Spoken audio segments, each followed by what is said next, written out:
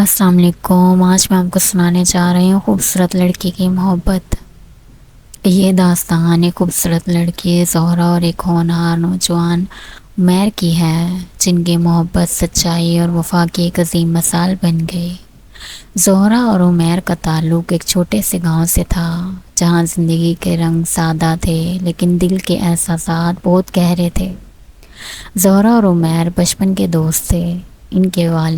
ان کے والدین بھی ایک دوسرے کے قریب تھے اور وہ ہمیشہ ایک ساتھ وقت گزارتے۔ جیسے جیسے وہ بڑے ہوتے گئے، ان کی دوستی محبت میں بدلنے لگے۔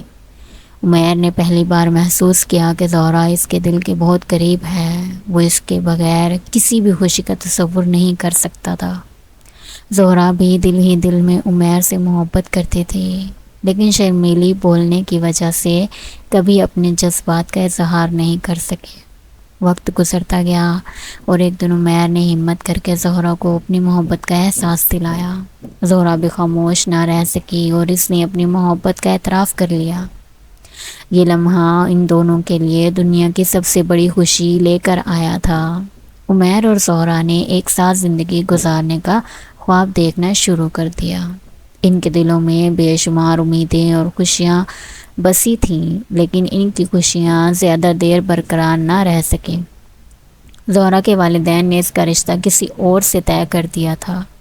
زہرا نے اپنے والدین کو اپنی محبت کے بارے میں بتایا اور عمیر کے ساتھ زندگی گزارنے کی التجا کی، لیکن روایات اور برادری کی دباؤ کے باعث وہ اس بات کو ماننے کو قاصر رہے۔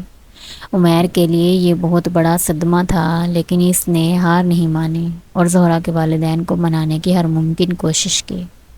اس نے اپنی محبت کا ثبوت دینے کے لیے ہر مشکل کا سامنا کیا، لیکن اس کی تمام کوششیں ناکام رہیں۔ آخر کار زہرا نے اپنے والدین کی خواہش کے آگے سر جھکا دیا اور عمیر سے کہا کہ وہ اسے بھول جائے۔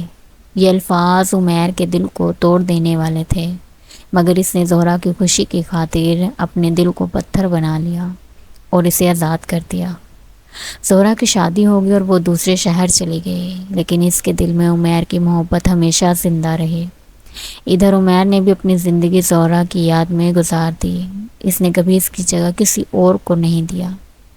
وہ اپنے گاؤں میں خاموشی کے ساتھ زندگی گزارتا رہا، لوگوں کی مدد کرتا رہا اور دوسروں کے لیے آسانیاں پیدا کرتا رہا۔